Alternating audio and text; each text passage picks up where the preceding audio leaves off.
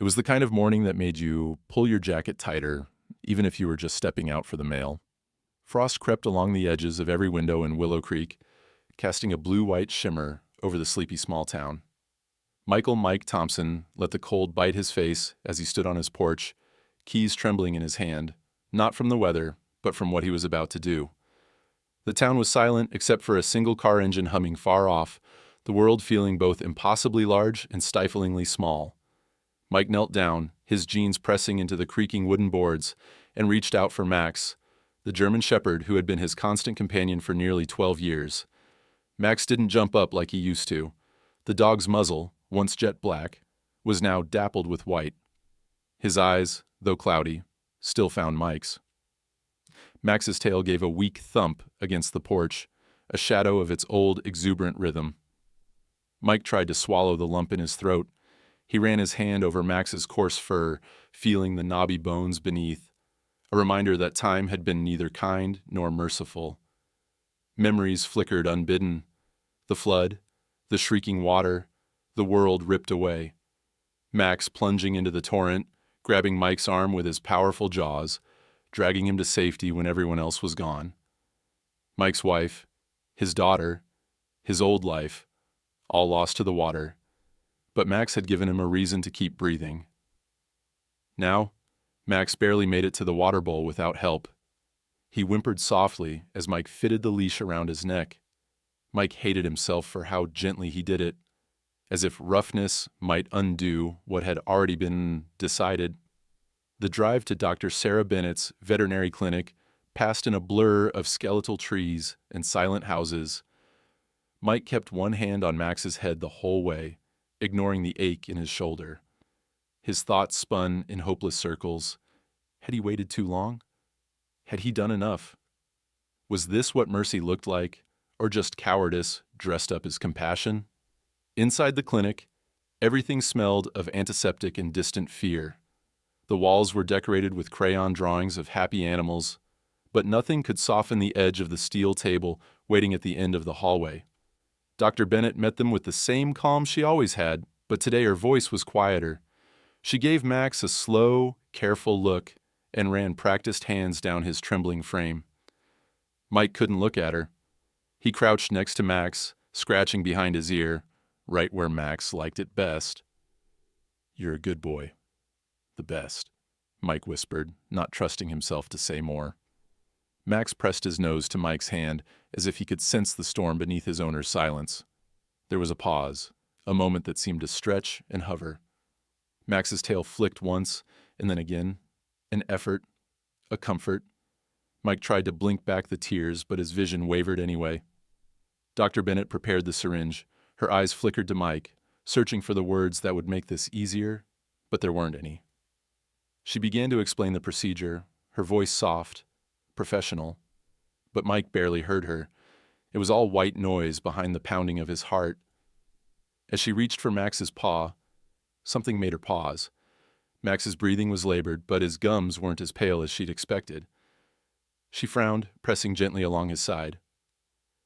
"Mike," she started, her voice shifting. "Can you tell me again about when he started getting worse?" Mike stumbled through the answer, naming dates and symptoms, his guilt thickening with each word. Max had started limping a few months back, and the vet had prescribed paw cure, an arthritis medication that was supposed to help. But after a few weeks, Max had grown weaker, losing his appetite, struggling to stand, sometimes shivering even when the house was warm. Dr. Bennett's brow creased as she probed Max's joints and listened to his heart. She looked at the bottle of paw cure Mike handed her, then at Max, then back at Mike. "These symptoms, they don't all fit advanced arthritis, especially the shivering and the sudden muscle weakness." Her voice carried a subtle note of alarm now. Mike blinked, confusion mixing with the helplessness. "What are you saying?" "I'm saying, I think we should stop. I need to run a few tests before we do anything. Mike, I don't think it's his time yet. Something isn't right here." It was as if the world had stopped spinning. Mike stared at her, hope and fear colliding in his chest. Max lifted his head, sensing the shift in energy, and licked Mike's hand. For the first time in weeks, Mike didn't feel crushed by inevitability. Instead, he felt the first prickle of anger at himself. What if he'd nearly made a terrible mistake? Dr. Bennett placed a gentle hand on Mike's shoulder. "Take him home for now. Let's see what the tests say. I'll call you as soon as I know anything." Mike nodded, not trusting himself to speak. He stood, and together with Dr. Bennett, helped Max to his feet. The old dog moved slowly but managed a few steady steps on his own. Mike's eyes were wet as he led Max outside. But his heart thudded with a different kind of ache, one mixed with hope, guilt, and the faintest glimmer that their story wasn't over yet. As they drove away, Max laid his head on Mike's knee. For a moment, it almost felt like old times, the two of them against the world, chasing whatever came next. Mike whispered, "Not yet, buddy. Not yet." The future was uncertain, but for the first time that day, it was uncertain in a way that felt like life, not loss.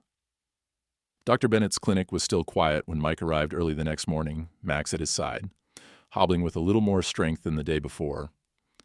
The sun barely crested the rooftops, leaving long shadows sprawled across the empty parking lot. Mike parked in the far corner, gripping the steering wheel as he watched Max in the rearview mirror. The dog's breathing seemed a little steadier. Hope was a fragile thing, Mike reminded himself, a flame too easily snuffed out. Inside, Dr. Bennett was already reviewing charts, a mug of coffee steaming at her elbow. She looked up as they entered, eyes bright with determination. "I called the manufacturer's helpline last night about paw cure," she began, not even bothering with pleasantries. "They gave me a runaround, but I dug into the clinical studies. Something's not adding up." Mike led Max onto the exam table, hands gentle but still trembling with anxiety. He tried to focus on the ordinary things, the hum of the old fridge in the corner, the ticking of the wall clock, Max's warm breath against his wrist. But inside, his thoughts tumbled. Was it possible that everything he'd done to help his friend had only made things worse? Dr. Bennett ran a series of tests, blood work, x-rays, neurological reflex checks, her movements brisk, almost fierce. Max, surprisingly cooperative, accepted the prodding and poking with a resigned patience. At one point, Dr. Bennett crouched to Max's level, meeting the dog's tired gaze. "Hang in there, big guy. We're not giving up yet." While they waited for lab results, Dr. Bennett opened a battered laptop and began researching the drug more deeply. She explained what she'd found, how the clinical trials for paw cure had been shorter than usual, how post-market surveillance reports hinted at muscle weakness and kidney issues that weren't listed in the official side effects. "There's a pattern here, Mike. Max isn't the only one." Mike's guilt twisted tighter. He looked at Max, his rescuer, his only family, and realized just how much he had trusted the system, trusted what he'd been told. "Is it my fault for giving him the pills?" he asked, his voice barely more than a whisper. Dr. Bennett shook her head. "You did everything right. You loved him enough to fight for him. Sometimes that's all any of us can do." She reached across the table, squeezing Mike's hand, a brief, human moment that gave him something to hold on to. Hours crawled by. The two of them took turns walking Max outside, letting him sniff the grass, feel the cool morning breeze on his face. Each small sign of improvement, a steadier gait, a tail that wagged more purposefully, felt like a miracle. For the first time in weeks, Max even managed a small bark when a squirrel darted by. Finally, the lab called. Dr. Bennett listened intently, jotting notes, her brow furrowing deeper with each passing second. When she hung up, her expression was grave, but resolved. "The blood work confirms it. Max's kidney values are off. And there are traces of metabolite that matches a compound in paw cure. He's having a bad reaction, probably one of the rare ones that didn't make it onto the warning label." Mike let out a shaky breath, relief and anger mixing in equal measure. "So, if we stop the medication, he might recover, at least partially. It'll take time. But I want to detox him, switch to a different pain management plan, and monitor him closely. I've seen cases like this improve before." She gave Mike a smile. Small, but real. "We're not out of the woods, but there's hope." That night at home, Mike set up a little nest for Max in the living room. Old blankets, his favorite squeaky toy, a bowl of water close at hand. He texted his boss, asking for a week off. "Family emergency," he wrote, not bothering to elaborate.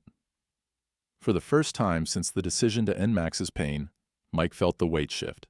He was fighting for Max, not giving up. As days passed, Max's improvement was slow but steady. He no longer shivered constantly. His appetite returned. Tentative at first, Mike coaxed him with pieces of boiled chicken, the kitchen filled with hopeful silence as Max chewed and swallowed without struggle. One evening, as Mike lay dozing on the couch, he woke to find Max gently nosing his arm, asking to go outside. It was a small thing, but it brought tears to Mike's eyes. Dr. Bennett called every evening to check in, tweaking Max's care plan. "I'm keeping a file," she told Mike, "and I've started asking my other clients about paw cure." "You're not alone, Mike. A few have noticed their dogs getting sicker too." Mike's feelings were tangled. Hope, guilt, a swelling anger at the system that had failed them. He spent sleepless nights researching, reading message boards where other pet owners shared eerily similar stories. Some described arthritis turning quickly to paralysis, some detailed nights spent on the floor next to beloved dogs who just couldn't stand anymore. He emailed Dr. Bennett late one night. "Shouldn't someone do something about this?" Her reply was almost immediate. "Yes. I'm going to file a report with the FDA, and I want you to talk to these other pet owners, gather their stories. The more we know, the more we can fight back." Mike hesitated, fear and purpose warring inside him. But when he looked at Max, still tired, still old, but alive and fighting, he knew what he had to do. "Okay," he wrote back. "I'll start tomorrow." As Max dozed, Mike sat at his computer, drafting a message to post online. He wrote about Max's loyalty, about the night of the flood, about the joy and heartbreak that comes with loving a dog. He wrote about paw cure, about what they'd learned. And then he asked, "Has anyone else seen these symptoms? Please, let me know."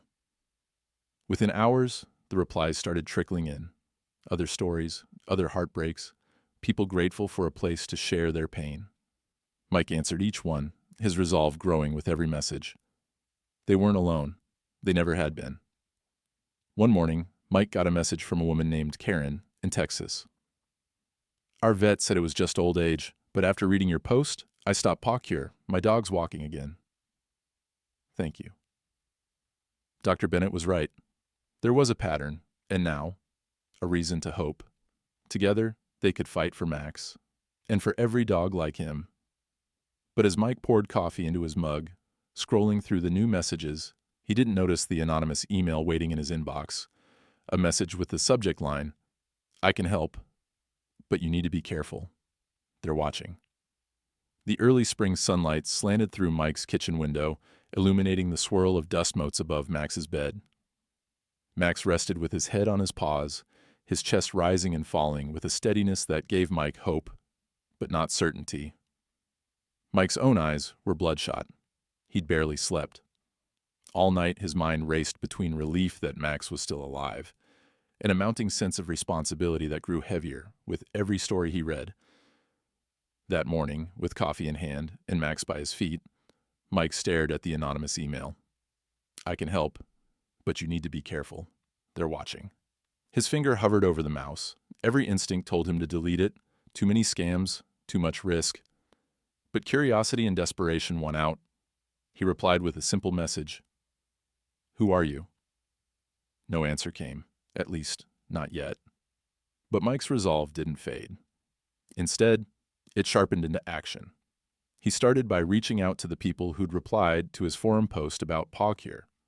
The responses were heartbreaking, infuriating, and eerily similar.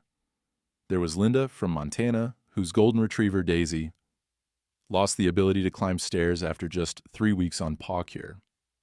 There was Carlos in Florida, whose bulldog, Tito, developed kidney problems and refused to eat. The more Mike listened, the more he realized this was bigger than just Max. This was a community of grief, anger, and confusion, bound together by love for their animals and the betrayal they felt. Dr. Bennett helped organize the effort. She compiled a list of affected patients from her own clinic and shared Mike's online post in veterinary Facebook groups. Together, They scheduled a virtual meeting for pet owners willing to talk. The call took place on a rainy Saturday afternoon. Mike's nerves buzzed as faces appeared on his laptop screen, some anxious, some angry, all searching for answers. "I want to thank everyone for being here," Mike began. "I know how hard this is. We all trusted Pacure to help our dogs, not hurt them. My Max, he saved my life once. I owe it to him to fight back." One by one, people shared their stories. Tears came easily. Some spoke in short, choked sentences, while others unleashed torrents of frustration. Dr. Bennett listened, taking notes, her face grave. She explained what she knew about the flaws in the clinical trials, about the mounting evidence of harm, about the possibility of systemic negligence. As the meeting stretched on, solidarity began to replace despair. Pet owners swapped contact information. A retired nurse offered to help organize medical records. A college student with coding skills volunteered to build a website to collect and share testimonies. The energy shifted. What began as grief was transforming into purpose. Afterward, Mike and Dr. Bennett huddled over the growing file of cases. "There's real power here," Dr. Bennett said. "Pharmaceutical companies count on people suffering in silence. If we can make enough noise, someone will have to listen." They began gathering evidence: vet reports, purchase receipts, photos and videos showing the decline, and sometimes, when the medication was stopped, the gradual, miraculous recoveries. Each story was another thread, and Mike was determined to weave them into a net strong enough to catch the people responsible. He spent his evenings in front of his laptop, compiling a spreadsheet of symptoms, timelines, and outcomes. Max would sometimes nudge his elbow for attention, and Mike would pause, kneeling down to bury his face in the old dog's fur. "Hang in there, buddy. We're not just doing this for you anymore." A week into the investigation, Mike received a private message from a user named Phoenix Rising on the forum. "You're on to something. I used to work for Canis Farm. It's not just bad luck. Someone up top knew this was happening. If you want proof, meet me online tomorrow night. Don't tell anyone. Not yet." Mike's heart hammered. He showed the message to Dr. Bennett. "Do you think it's real?" "It could be a trap," she warned. "But if it's not, this could be exactly what we need." Nerves taut, Mike agreed to the meeting, choosing an encrypted video call service as instructed. He waited in the darkened living room, Max's steady breathing the only sound. At exactly 10 p.m., the screen flickered to life. A shadowy figure, face blurred, spoke in a low, urgent voice. My name's Emily. I worked in research at Canis Farm. Months ago, I noticed unusual adverse event reports piling up, dogs on Pacure showing rapid decline. Management told us to bury them, to code the symptoms as unrelated or pre-existing. Anyone who objected got reassigned or threatened. Mike clenched his fists. "Why come forward now?" The figure hesitated. "My own dog got sick. That's when I realized I couldn't be silent. I saved some internal emails, trial data, safety reports. If you can get a journalist or regulator involved, I'll give you everything." Dr. Bennett joined the call from her office, her tone measured but fierce. "We can protect you, Emily. But we need hard evidence." "I'll send it," Emily promised. "But be careful. They have eyes everywhere. People who make trouble get visits. I'd keep an eye on your home, Mike." The call ended, leaving Mike shaken and resolute. He glanced at Max, who lifted his head as if to ask, "What now?" What now, indeed. The next day, Mike and Dr. Bennett dug deeper. They visited local community centers, putting up flyers and asking dog owners about their experiences with arthritis medications. Some were wary, afraid of angering their vets or the company. Others, desperate for answers, shared stories and medical records. Dr. Bennett's reputation helped. "If you want to file a report, I'll support you," she promised. Mike started a closed social media group, inviting only verified pet owners and allies. Stories poured in, photos of dogs before and after Pacure, some showing remarkable improvement after stopping the drug, others showing heart-wrenching decline. The community rallied around each new member, offering advice and support. The group grew every day.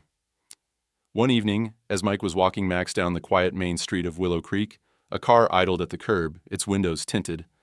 Mike felt eyes on his back. He tightened his grip on Max's leash, walking faster. The car rolled away, leaving only the faint scent of exhaust and paranoia in its wake. That night, an envelope was shoved under Mike's door. Inside were photos of him and Max, taken from a distance, and a handwritten note. "Stop digging, or you'll regret it." Mike's hands shook, but his resolve crystallized. He called Dr. Bennett, voice low but steady. "We're getting close. They're scared. And that means we're onto the truth." As he hung up, Max limped over and rested his head on Mike's knee. In that moment, Mike understood. Sometimes you fight not because you know you'll win, but because it's the only way to honor those you love. And for the first time, he believed he wasn't alone. Not anymore. The next morning, the sunlight over Willow Creek looked deceptively gentle. Mike stood at his kitchen window, mug of coffee gone cold in his hand, staring at the note that had been slipped under his door. "Stop digging, or you'll regret it." The words kept replaying in his mind, each time heavier, colder. For a moment, he thought about stopping. He could just delete the group, shut down the investigation, and fade quietly back into his life as a teacher and dog owner. But then he glanced at Max, curled up in his bed, eyes half closed, and remembered why he'd started all this. If they were threatening him, that meant the truth mattered, maybe more than he'd ever realized. He called Dr. Bennett as soon as the sun crested the horizon. She answered on the first ring, her voice steady. "I got a similar message," she admitted. "Someone left a typed note at the clinic. I locked up last night. Checked every door twice. This isn't just pushback. It's intimidation." Mike felt a shiver of fear, but also a growing fire in his chest. "We can't back down. They're counting on that." Together, they started to take precautions. Mike set up a security camera by his front door, a motion sensor in the backyard. He wrote down license plates of any unfamiliar cars parked near his house. At night, he kept a baseball bat near his bed. Dr. Bennett called a friend on the local police force, Officer Kayla Rhodes, who agreed to quietly keep an eye out for anything suspicious. "Just keep records," Officer Rhodes advised. "If anyone escalates, let me know right away." But even as they tried to stay safe, the investigation pressed forward. Mike spent his afternoons calling more dog owners, his evenings moderating the now busy social media group. Every new message telling of a dog recovering after stopping paw cure brought a mix of joy and righteous anger. Every story of a dog lost too soon made him more determined. One Tuesday, as Mike drove home from the store with Max riding shotgun, he noticed a black SUV in his rearview mirror. It followed him for several turns before finally peeling off at a stoplight. When Mike got home, his hands were shaking so hard he almost dropped the groceries. That night, he woke to Max barking, loud, urgent. He rushed to the living room to see the porch light flickering and the security camera's LED blinking steadily. Someone had triggered the motion sensor, but by the time Mike got to the door, whoever it was had already vanished into the night. He downloaded the camera footage, watching grainy, black and white images of a figure lurking at the edge of his property, face hidden under a hood. His heart pounded. He sent the clip to Officer Rhodes, who promised to patrol by his house more often. "This isn't just idle threats, Mike," she warned. "Be careful." The pressure didn't stop there. A few days later, Mike received an email from his school principal. "We've had some concerns brought to our attention about your online activity. Please be advised that, as a representative of Willow Creek Elementary, your public statements reflect on the school district. If this becomes disruptive, we may need to discuss your role going forward." Mike's first instinct was panic, then anger. He forwarded the message to Dr. Bennett. "They're trying to scare me into silence," Dr. Bennett replied immediately. "That's what happens when powerful people feel threatened. But remember, every time they push, we push back harder. You're not alone." She was right.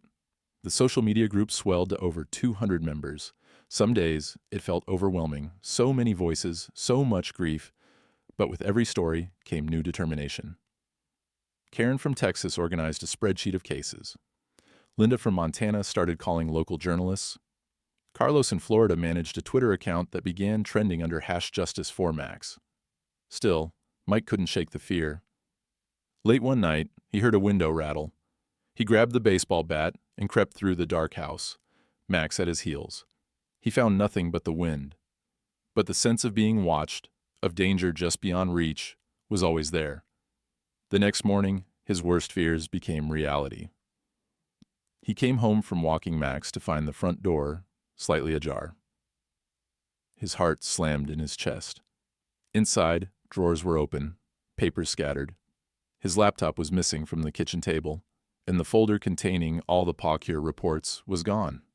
Mike's hands shook as he dialed Dr. Bennett. "They broke in," he whispered. "They took everything, my laptop, the files, all the case notes, even Max's vet records." Dr. Bennett's voice was sharp with worry and resolve. "I have backups of the files you sent me. I'll make more, but this is escalation. I'm calling Officer Rhodes." Within the hour, the police arrived. Officer Rhodes examined the scene, dusted for fingerprints, and made careful notes. "No obvious signs of forced entry," she said, frowning. "Whoever did this knew what they were looking for." Mike felt exposed, violated. Max, sensing his distress, pressed close, his tail low, ears back. Officer Rhodes promised to increase patrols and encouraged Mike to consider staying with a friend for a few days. But Mike shook his head. "I won't run," he said quietly. "That's what they want. I'm not letting them scare me away from the truth." The community rallied around him. Members of the group offered spare laptops, encrypted backup storage, emotional support. Dr. Bennett dropped off copies of all her files, and a neighbor brought over a hot casserole, just like people in Willow Creek always did when someone needed comfort. In the midst of all this chaos, a new email appeared in Mike's inbox. "Don't trust everyone. There are people close to you who may not be what they seem." Mike stared at the screen, a chill running through him. Was it paranoia? Or was there really someone in his circle betraying him? He forwarded the email to Dr. Bennett and Officer Rhodes. They agreed it could be a scare tactic, but warned him to keep his guard up. Exhausted but unbroken, Mike sat down on the floor beside Max that night. He stroked the old dog's fur, feeling the warmth and love that had always been his anchor. "I promise, buddy. I won't give up. Not on you, not on any of them." The next morning brought one small spark of hope. Dr. Bennett called, her voice filled with cautious excitement. "I heard from Emily, the whistleblower. She wants to meet. She says she has something that will break this whole thing wide open." Mike's fear was still there, but now it was matched by determination. And finally, a glimpse of light at the end of the tunnel. No matter how many threats came, he knew one thing for certain. The fight for Max, and for the truth, wasn't over. It was just beginning. Mike parked his car at the edge of an old gravel lot, the sun just dipping behind the rows of tall pines. The air felt thick with suspense, the kind you could almost taste. Willow Creek had never seemed so quiet, nor so strange. Even Max, riding shotgun with his head poking out the back window, was restless, ears swiveling at every distant sound. Mike reached back, scratching behind Max's ear. "It's okay, boy. We're not alone. Not tonight." The secluded spot chosen for the meeting was halfway between Willow Creek and the neighboring town, far from the main road and hidden from prying eyes. Dr. Bennett's car was already there when Mike arrived. She stood by her trunk, arms folded tight across her chest. Her eyes were sharp and watchful, a look Mike had come to recognize as both protective and ready for a fight. "You sure about this?" she asked quietly as Mike approached. He nodded. "We don't have a choice. If what Emily has is real, it could change everything."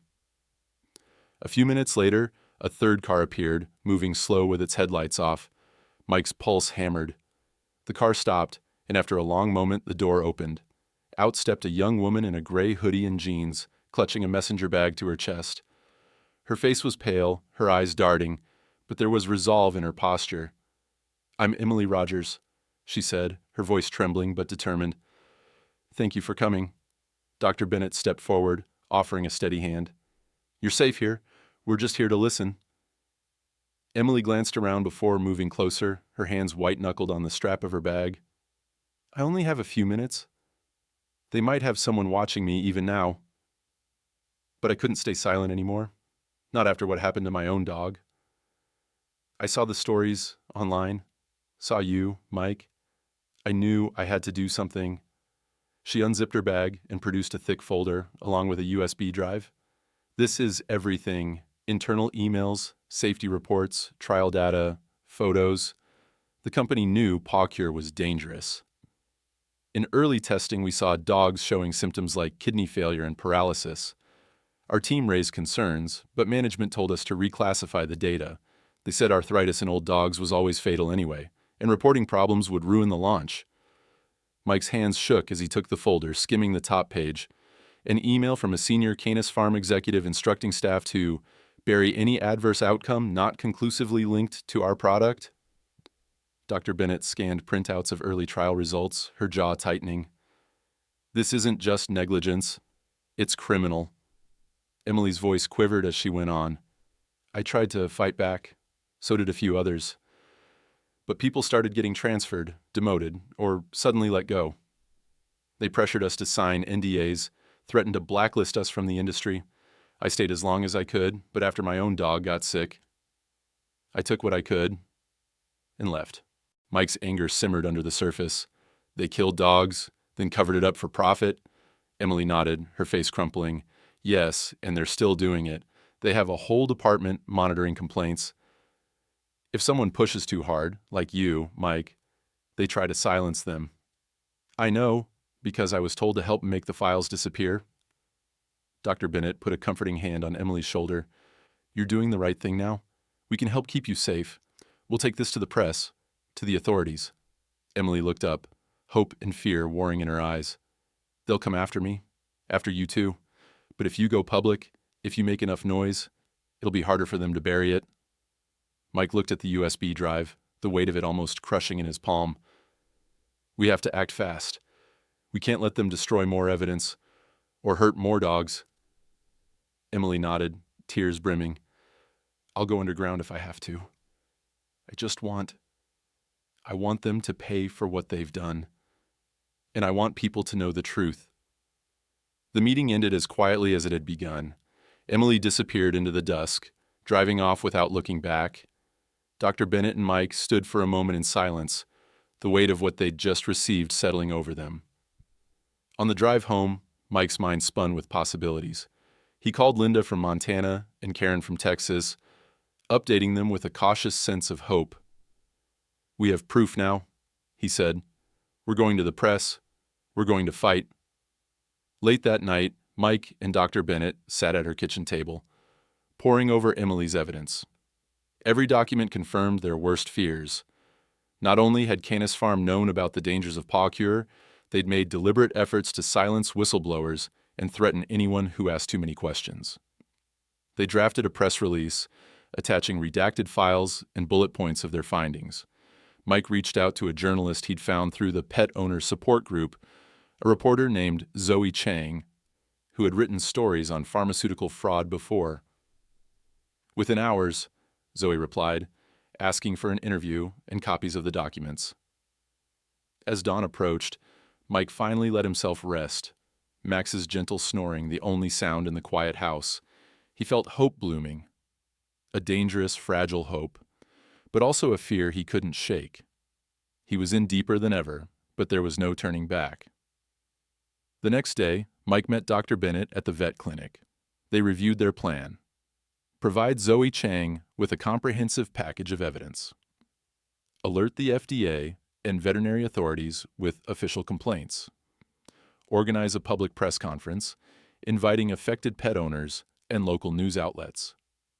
Prepare for backlash, both legal and personal.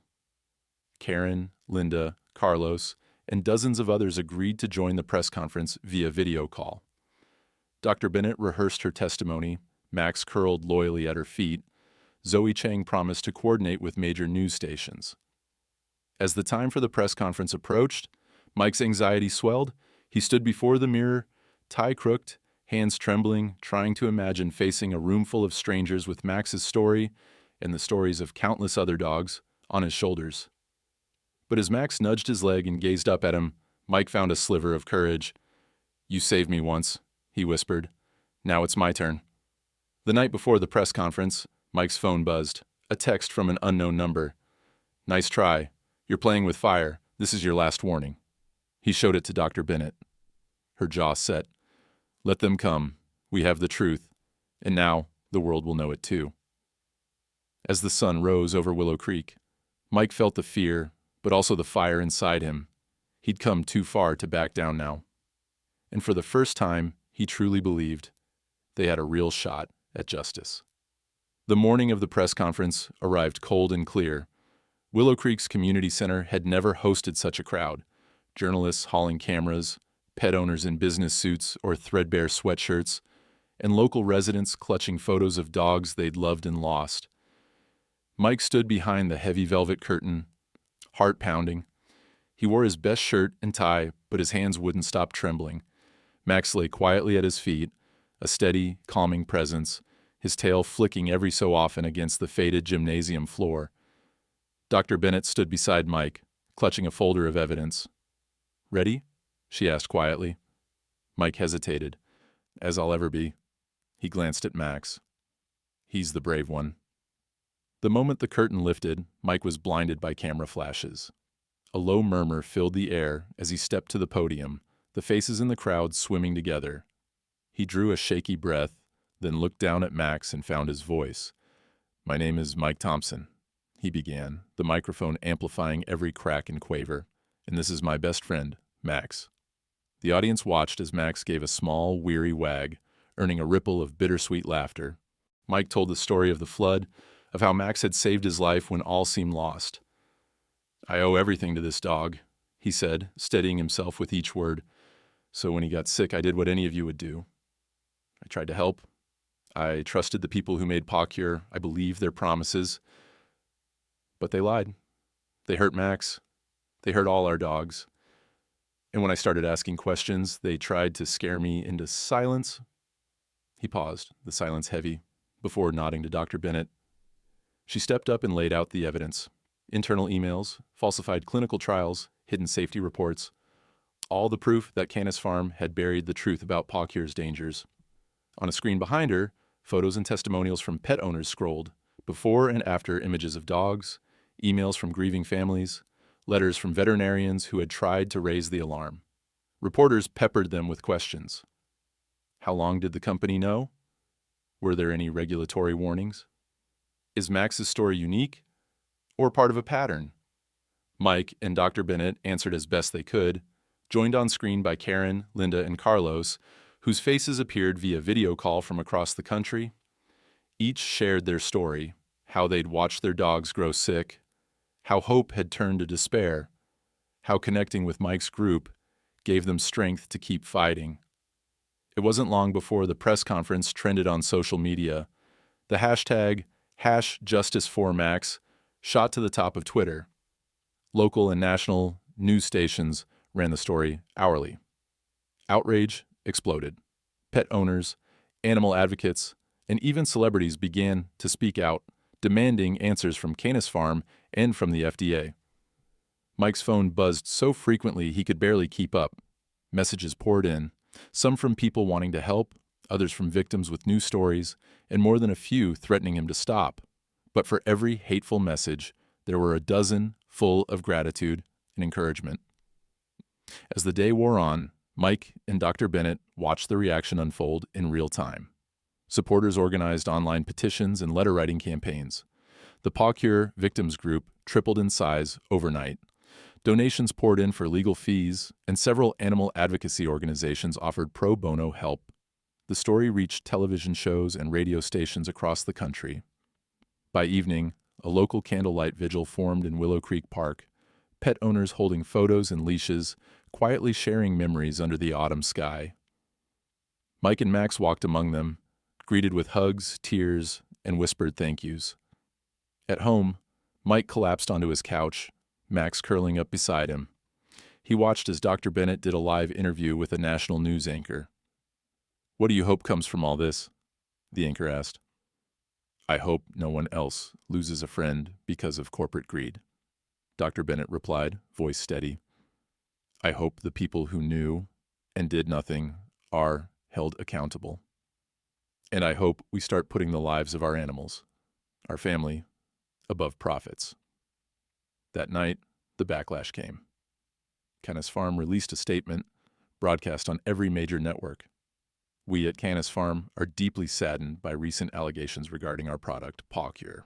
We remain committed to animal welfare and safety. Our clinical data has been reviewed by regulators. While we sympathize with those who have lost pets, we strongly deny any wrongdoing and will vigorously defend our reputation. The statement was slick, rehearsed, full of legal jargon. But Mike could see the cracks. Social media exploded with outrage, thousands sharing their own experiences. Investigative reporters dug into Canis Farm's history, uncovering old lawsuits, questionable donations to regulatory officials, and more evidence of a cover-up. Dr. Bennett called Mike late that night. We hit a nerve. They're scared. Mike was exhausted, but a new sense of purpose was blooming. Good. They should be. The next day, messages from lawyers poured in, offering to help launch a class action lawsuit. One, a fierce animal rights attorney named Julia Stern, flew to Willow Creek to meet Mike and Dr. Bennett in person. She listened quietly to Max's story, her expression fierce. This is a winnable case, Julia said, but it'll get ugly. They'll come after you, try to discredit you, dig up everything about your life. You need to be ready. Mike nodded, feeling the weight of every risk. But he thought of Max, of every dog, every owner, every sleepless night and lonely morning. He was ready. A week later, a town hall was held at the community center. Mike spoke first, urging the town to stand together. Dr. Bennett gave updates on the legal process. Pet owners from all over packed the room, some with dogs at their sides, all determined to be heard. Don't let them scare us into silence, Mike said, his voice clear and strong. We owe it to our animals to fight. As the meeting ended, a local news van rolled up. The anchor, microphone in hand, smiled warmly at Max. He's become a symbol for all of us, hasn't he? Mike nodded. He's just a dog, but he saved my life, and I won't let his suffering be for nothing. Outside, the crowd lingered, sharing stories and hope. The wind was crisp, carrying the promise of change. Mike knelt beside Max under the streetlight and whispered, We're not alone anymore, buddy. We never really were. Somewhere out there, Canis Farm's lawyers were preparing their next move. But for now, Mike finally let himself believe. They had started something real, and the world was watching. The first day Mike set foot in the courthouse, Willow Creek looked like a town bracing for a storm. Reporters gathered on the steps, snapping photos and shouting questions as he walked in beside Dr. Bennett, Julia Stern, and of course, Max. There was an odd sense of dignity to it all. The courthouse doors, heavy oak and glass, opening onto a battle that felt both deeply personal and impossibly huge. Mike never imagined himself in a lawsuit, much less one that could topple a pharmaceutical giant. Yet here he was, wearing his only suit, his tie slightly askew, clutching Max's leash like a lifeline. Inside the courtroom, fluorescent lights hummed. The air carried a strange scent, a mix of coffee, floor wax, and nervous anticipation. Julia Stern, their attorney, radiated focus. Stay calm, she murmured as they took their seats. We have the truth, Mike. Let's make sure they hear it. The proceedings began slowly, each side offering opening statements. Canis Farm's lawyers, sleek, expensive, unblinking, argued that Paw Cure was safe, FDA approved, and that pet owner error, or unfortunate coincidence, accounted for any tragedies. But Julia was relentless. She outlined the story of Max and hundreds of other dogs, described the whistleblower's evidence, and called for accountability. Mike's anxiety gnawed at him. On the stand, he described how he'd watched Max change, the decline, the hopelessness, the guilt. Each answer was another weight off his chest, but also another reminder of what he stood to lose. I'm not here for revenge, he told the courtroom, voice trembling, but for justice. Max saved me. It's my turn to save him, and every animal like him. Dr. Bennett's testimony followed, calm and confident. She described Pawcure's clinical red flags, the mounting reports, and the chilling threats she'd received.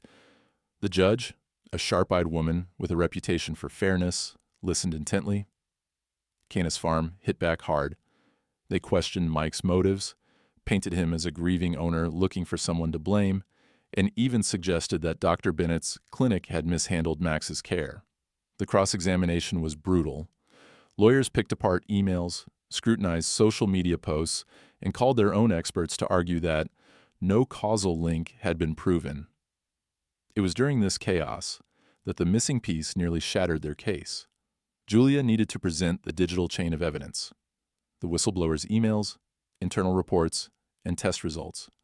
But when she plugged in the USB drive Emily Rogers had given them, half the files were gone, corrupted or inexplicably missing. Julia's face blanched. This isn't right. I checked them last night. Mike's heart dropped. Had they been hacked? Was there a leak inside their group? The judge agreed to a brief recess, giving Julia and her tech expert an hour to salvage what they could. Mike paced the marble hallway, phone pressed to his ear as he called Emily. I still have my backups, Emily whispered, her voice tense. But if they know what I gave you, I'm not safe. I'll try to send the files, but please, be careful. Julia's tech consultant worked a minor miracle, restoring enough documents to resume, but the scare left them all shaken. The courtroom tension was palpable. Canis Farm's attorneys pressed their advantage, claiming, key evidence is unreliable and has been manipulated. The defense filed a motion to dismiss, but the judge, after reviewing the case, denied it with a curt shake of her head. The days stretched into weeks. News crews swarmed the courthouse steps each morning. The Pawcure victims group rallied online and in person, holding up signs, sharing stories, and refusing to be silenced. Mike and Dr. Bennett found strength in the community, sometimes meeting supporters for coffee, sometimes accepting meals left at their doors by neighbors who cared. Through it all, Max remained Mike's anchor. Every evening, exhausted from testimony and interviews, Mike would sit on the porch and scratch Max's head. You doing okay, buddy? He'd whisper. Max would wag his tail, lean against Mike's leg, and for a moment the world would shrink to just the two of them. Then as the trial entered its third week, a surprise witness stepped forward, a former Canis Farm IT specialist who, inspired by Emily Rogers' bravery, agreed to testify. He described how files related to Pawcure's early adverse event reports were intentionally erased. Under cross-examination, he revealed a directive from Richard Vaughn, Canis Farm's former CFO, instructing him to purge negative results before the FDA inspection. The courtroom murmured, reporters scribbling furiously. Julia's eyes gleamed. This was the kind of testimony that could swing a case. The judge allowed it into the record, but even as hope grew, so did Mike's anxiety. On the fourth week, Julia rushed into the courtroom with grim news. The whistleblower files had disappeared from the cloud storage. It's sabotage, she whispered. We still have hard copies. But if this keeps up, the case is in real danger. That night, Dr. Bennett called Mike. Are you all right? Mike sat at his kitchen table, staring at the police report from the earlier break-in. No, he admitted, but I'm not quitting. Even if they erase every file, we have our voices. Dr. Bennett sighed. They want us scared. They want us isolated. Don't let them win, Mike. The trial's final week was the hardest. Canis Farm's team pulled every legal trick, questioning witness credibility, dragging out testimony, and threatening countersuits. But Julia and her team pushed back, reminding the jury that behind the legal jargon were families who'd lost beloved companions.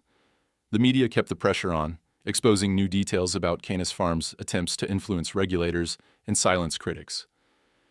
In her closing statement, Julia faced the jury and said, "This case is about more than money. It's about truth. It's about whether we let powerful companies rewrite reality or whether we stand up for those who can't speak for themselves."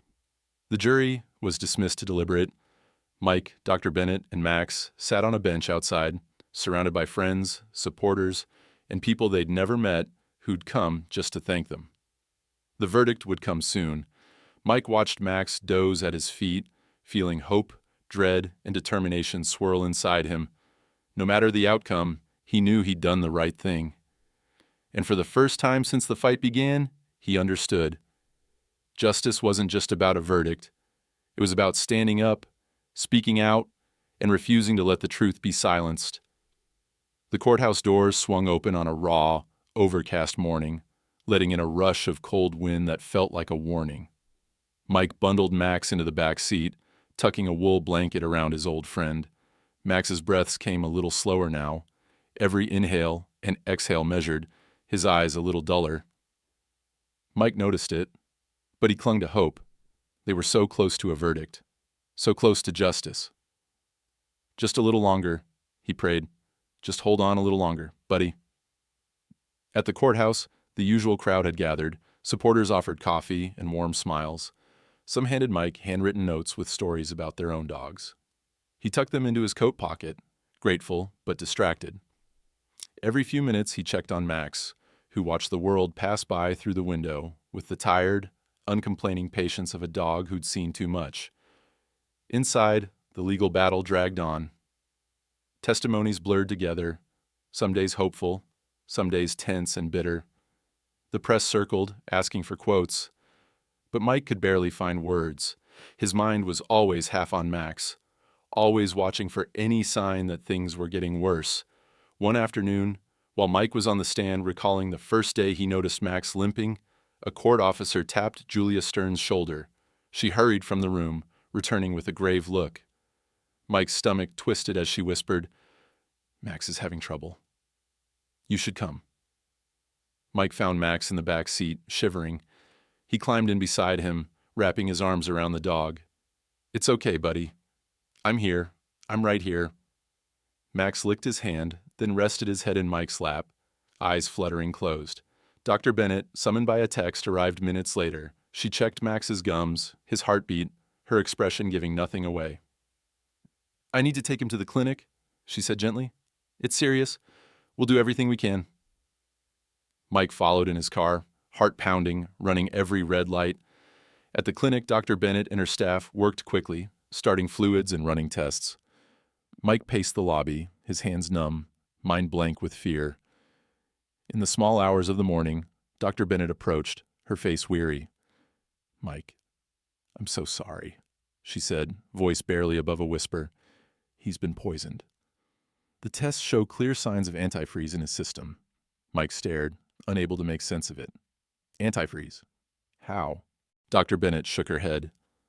"It could have been in his water, or food, maybe something left in your yard, or slipped into his bowl when you weren't looking." "It's deliberate, Mike. This wasn't an accident." Rage, grief, and guilt collided inside him. He sank onto the cold tile floor beside Max's bed, stroking the dog's fur. "You don't deserve this. I'm so sorry. I should have protected you." Max pressed his nose weakly into Mike's palm, as if to comfort him one last time. And then, with a shuddering breath, he was gone. For a long time, Mike couldn't move. Staff and supporters gathered, some weeping openly. Dr. Bennett placed a gentle hand on his shoulder. "We're going to find out who did this. I promise." The news of Max's death spread quickly. The social media group erupted with shock and condolences. People posted photos of Max, young and strong, leaping through the floodwaters, curled on Mike's couch, wearing a child's sun hat at a summer barbecue. Pet owners across the country shared their own grief. "He was fighting for all our dogs," one woman wrote. "I hope he knew how much he meant to us." But for Mike, the world had gone silent. He stayed home for days, curtains drawn, barely eating or sleeping. The house felt hollow, every room missing Max's quiet presence. He kept expecting to hear the familiar click of nails on hardwood, the warm thump of a tail against the wall. Grief settled over him like a heavy blanket, suffocating and constant. Dr. Bennett visited every evening, bringing food and company. She never tried to fill the silence with platitudes. Sometimes she just sat beside Mike, both of them staring at the empty bed in the corner. One evening, she came with news. The police ran the toxicology report. There were traces of antifreeze in the water bowl and on a piece of rawhide Max chewed that morning. They're investigating. But there's something else. You need to hear this. She handed him a folder, her hands trembling. Inside was a background report. Richard Vaughn, the disgraced former CFO of Canis Farm, had been in Willow Creek the day before Max fell ill. Security footage showed him near Mike's street, parking a rented car with out-of-state plates. Neighbors recalled a stranger in a heavy coat lingering near Mike's gate. Mike's grief turned to white-hot fury. He killed Max to scare us off, to hurt me, to make an example. Dr. Bennett nodded, her own face tight with anger. But it's also evidence. Vaughn is already under investigation for the file erasures, the threats, the cover-up, poisoning Max. This is animal cruelty, in a direct attempt to obstruct justice. The news reignited the case. Reporters swarmed Willow Creek, demanding answers from the police and Canis Farm. The Pawcure Victims Group organized a virtual vigil for Max. People lit candles, shared stories, and vowed to see the fight through to the end. Julia Stern filed a motion to introduce the poisoning as evidence of witness intimidation and corporate malice. Mike found himself at the center of a whirlwind. Interviews, phone calls, media appearances, but nothing dulled the ache in his chest, the sense of loss that seemed bottomless. He started sleeping on the couch, hugging Max's favorite blanket. Some nights he'd wake in the dark, convinced he could still hear his friends breathing. One day, a package arrived. A collar, Max's, cleaned and polished, with a note. He saved your life. You honored his. Don't let them silence you now. Mike held the collar to his chest and sobbed for the first time since Max died. Days later, Dr. Bennett returned with news. The police have enough to arrest Vaughn. He's being charged with animal cruelty, witness tampering, and obstruction of justice. And the trial, our trial, will go forward. We're not backing down. Not now. Mike straightened, resolve hardening in his eyes. We fight. For Max. For every dog they hurt. As the court date neared, support poured in from around the country. Flowers, cards, even donations to local shelters in Max's name. People painted murals of Max in city parks. Animal rights groups held rallies, chanting his name and calling for reform. Standing at Max's memorial in the backyard, a simple stone, his collar draped across it, Mike whispered, "You gave me love when I had nothing left. I'll carry that forward. I promise." The world was watching. The next battle was about to begin. 6 weeks after Max's death, Willow Creek's courthouse overflowed with a somber, electrified energy. The main courtroom was packed. Families clutching photos of their lost pets, TV crews jostling for space, members of the Pawcure Victims Group gathered in the gallery, and at the center of it all, Mike sat quietly with Dr. Bennett and Julia Stern. The absence at his side, no familiar weight of Max's head on his knee, was a dull ache that never faded, but Mike's eyes were clear, his heart filled with purpose. On the other side of the courtroom, Richard Vaughn, former CFO of Canis Farm, sat flanked by his legal team. He looked paler than the photos Mike had seen, drawn, wary, jaw tight. The charges against him now went far beyond financial fraud and regulatory evasion.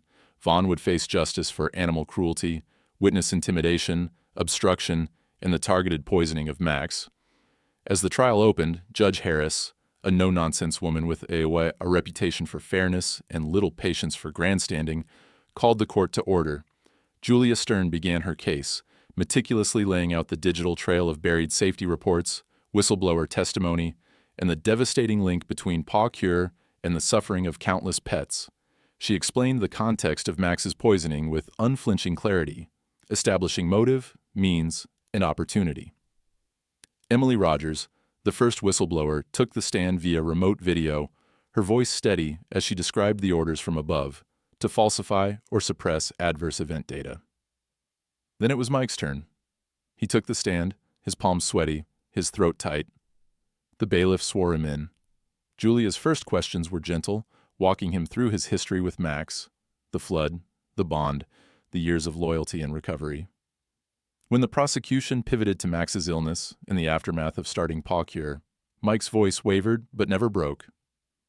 He told the jury about the sleepless nights, the desperate search for answers, The moment Dr. Bennett stopped the euthanasia and gave him hope again. He described the escalation, the online group, the break-in, the threats, and finally, the day Max was poisoned. His voice cracked as he recalled holding Max in his final moments, not with rage, but a profound sorrow. He saved my life in a flood. He gave me love when I had no one left. And in the end, he died trying to protect not just me, but every dog like him. A hush fell over the courtroom. Julia nodded, then handed things over to Dr. Bennett, who took the stand with professional resolve. She explained her medical findings, detailing how the symptoms Max suffered and the results of his toxicology report matched antifreeze poisoning, a rare but unmistakable method, and not something an old dog would stumble into by accident. She outlined the failures of Canis Farm's approval process and the way red flags were systemically ignored or hidden. The defense tried to sow doubt, questioning Mike's motives, painting him as a grief-stricken crusader seeking someone to blame, and implying Dr. Bennett had made clinical errors. They suggested Emily's whistleblower files could have been tampered with. But the evidence kept piling up. A digital forensics expert traced deleted files to Vaughn's company laptop. The former IT specialist who'd come forward described the night he was ordered to erase files and the threats he'd received. Police investigators recounted surveillance footage of Vaughn near Mike's property just before Max's poisoning. Finally, Vaughn himself was called to the stand. At first, he deflected, cool, evasive, trying to minimize his involvement. But under Julia's relentless cross-examination, cracks began to show. She pressed him on the internal emails, the cost-benefit analyses showing profits weighed against projected adverse events, the midnight directives to delete files. Vaughn fidgeted, his words tumbling faster, a bead of sweat running down his temple. When Julia presented the digital record of Vaughn's orders to erase negative results, she paused, then said, "Mr. Vaughn, you're under oath. Did you knowingly approve the burial of safety data regarding PawCure's risks to avoid a recall and financial loss?" Vaughn's shoulders slumped. He looked not at Julia, nor at the judge, but at the gallery, at all the faces holding photos of their dogs. "Yes," he finally whispered. "We knew. I knew. But the cost of a recall was too high. They said we'd fix it after launch. But it never happened." Gasps filled the room. Mike felt tears pricking at his eyes, not triumph, but clarity. There was no joy in this confession, just a heavy, communal grief. The prosecution rested, the defense silent and shaken. Judge Harris addressed the jury. Her instructions were simple. Consider the evidence, the testimony, the confessions. This is not just about a product. It is about choices, about the duty of care owed by those who hold the power to save or destroy lives. The deliberation was short, the verdict unanimous. Richard Vaughn was found guilty on all counts: corporate fraud, obstruction of justice, felony animal cruelty. The judge's sentence was swift and severe: 25 years, restitution to affected families, and an independent audit of Canis Farm. But as the sentence was read, what lingered was not the gavel's bang, but the release. A wave of emotion rippling through the courtroom. Some people wept, some cheered, but most just held each other. A silent acknowledgement that what was lost could never truly be restored, but that the fight had not been in vain. After the verdict, Julia gathered the core group, Mike, Dr. Bennett, Emily, and a handful of families, outside for a statement to the press. Cameras flashed. Mike spoke softly but with conviction. This was never just about Max, or even about one company. It's about all of us, and what we do when we're faced with injustice. Max's life was not in vain. The lessons echoed long after. When profit overrides compassion, it's not just systems that break, it's lives. That evening, Mike walked out of the courthouse feeling both lighter and heavier. He paused by the courthouse steps, looking up at the sky, breathing in the crisp air. He had lost his best friend, but in fighting for Max, he had found a purpose in a community. His life would never be the same, but he would never regret answering the call to speak up. For Max, for justice, for all those who could not speak for themselves. 1 year had passed since the verdict, and Willow Creek had changed. It was a bright spring morning. a far cry from the chill and grief that had blanketed the town before.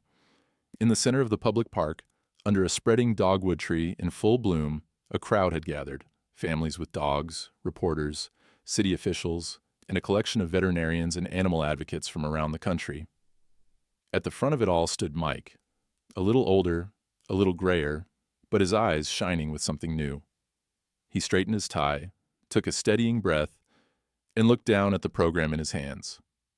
Embossed across the top in gold letters, Opening Ceremony. The Max Foundation. A large banner waved above the crowd, Max's silhouette cut out against a blue sky, his name a promise and a call to action. Mike gazed at the memorial, a simple bronze statue of Max, sitting watchfully under the dogwood, his collar mounted on a plaque engraved with the words, "He saved me. I spoke for him." Dr. Bennett stood at Mike's side, a rare smile brightening her face. The two shared a quiet moment, letting the sunlight warm their backs. It was the culmination of a year's work, a year of struggle, grief, and hope. The Max Foundation, launched with donations from all over the country, now had the support of national veterinary associations and pet advocacy groups.